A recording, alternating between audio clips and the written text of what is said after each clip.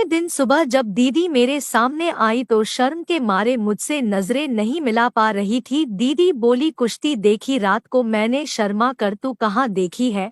और आप जो गंदी हरकत कर रही थी वह भी देखा? आपा बोली, कौन सी गंदी हरकत? मैंने कहा, ऐसे कौन प्यार करने की चीज को मुंह में लेता है? दिल ने कहा, अरे रुबीना, यही किस करने की चीज तो जन्नत का सुख देती है। जब तू खुद प्यार नहीं करेगी तब तक तुझे कुछ समझ नहीं आएगा। अभी तो बस तो दूर से ही सबक सीख रही थी। इसके बाद हम लोग अपने रोजमर्रा के काम में लग गए। दोपहर को दीदी सो रही थी और मैं टीवी देख रही थी, तभी जीजू घर पर आ गए। उन्हें देखकर मुझे उनकी रात वाली हरकतें याद आ गई और मुंह छुपाकर उनके लिए पानी लेने चली गई। मैंने उनको पानी दिया तो वह मुस्कुराते हुए बोले, और सुनाओ रुबीना, कुश्ती में मजा आया या नहीं? मैं घबरा उठी। मैंने कहा, आप कौन सी कुश्ती की बात कर रहे हैं? जीजू ने कहा, अरे जो तुम खिड़की के कोने से देख रही थी। आपको कैसे पता चला? जीजू, अरे तुमने गलती से पर्दा हिला दिया था और मुझे पता चल गया, इसलिए तो मेरा जोश और भी बढ़ गया था। मैंने कहा, आप तो बड़े बेशर्म निकले जी। देख लिया तो खिड़की बंद कर लेनी थी ना? जीजू ने कहा, अरे मैं तो खिड़की पूरी खोलना चाहता था ताकि तुम ठीक से सब कुछ देख सको। मैंने कहा, माफ कर देना जीजू, मैं तो बस देखना चाहती थी कि शादी के बाद मुझे क्या क्या करना पड़ेगा। जीजू ने कहा, तो सब सीख लिया क्या तुमने? मैंने कहा, हाँ जीजू, कल रात को सब कुछ देख लिया। जीजू थोड़ा सीरियस होते हुए बोले, देखो रुबीना, कल जो तुमने देखा वह सब कुछ नहीं था, इसके अलावा भी बहुत कुछ होता है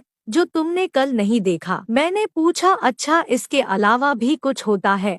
वह सब कैसे पता चलेगा? तभी मेरी दीदी कमरे से निकलकर आई और जीजू से बोली, तुम भी न बेकार में रुबीना को परेशान कर रहे हो। रुबीना तू चिंता मत कर, मैंने तेरे जीजू को पहले बता दिया था कि तुझे प्यार के बारे में सीखना है। मैं आश्चर्य में पड़ गई और बोली, हाँ जीजू को सब पता था, फिर भी उनको फर्क नहीं पड़ा? दीदी बोली, अरे फर्क भला क्यों नहीं पड़ा? उनको पता था कि तू सब देख रही है, इसलिए तो यह भी जोश में आकर उछल उछल कर मुझे प्यार कर रहे थे। मैं बोली, यह प्यार तो बहुत दर्दनाक चीज है, मुझे तो सोचकर भी डर लग रहा है, मैं नहीं करूंगी निकाह। दीदी बोली, अरे तू चिंता मत कर, तेरे जीजू तुझे इतना एक्सपर्ट बना देंगे कि निकाह के बाद तुझे जरा भी तकलीफ नहीं होगी। मैं जीजू की तरफ देखते हुए बोली, सच्ची जीजू आप सिखाएंगे क्या मुझे? लेकिन कैसे सिखाएंगे? घर में किसी को पता चल गया तो हम सब को जूते पड़ेंगे। दीदी बोली, आज रात को मैं तेरे बिस्तर पर सो जाऊंगी और तू मेरे कमरे में चली जाना, किसी को कुछ पता नहीं चलेगा। इतने में मेरी अम्मी ने आवाज लगाई तो हम सब अपने अपने काम में लग गए। रात हुई तो दीदी मेरे कमरे में आ गई और मेरी जगह चादर ओढ़ कर लेट गई। मैं चुपचाप दीदी के कमरे में चली गई। मेरा पहला मौका था तो मेरे कलेजे में धक धक हो रही थी, लेकिन प्यार के बारे में सीखने की चाहत ने मुझे संभाले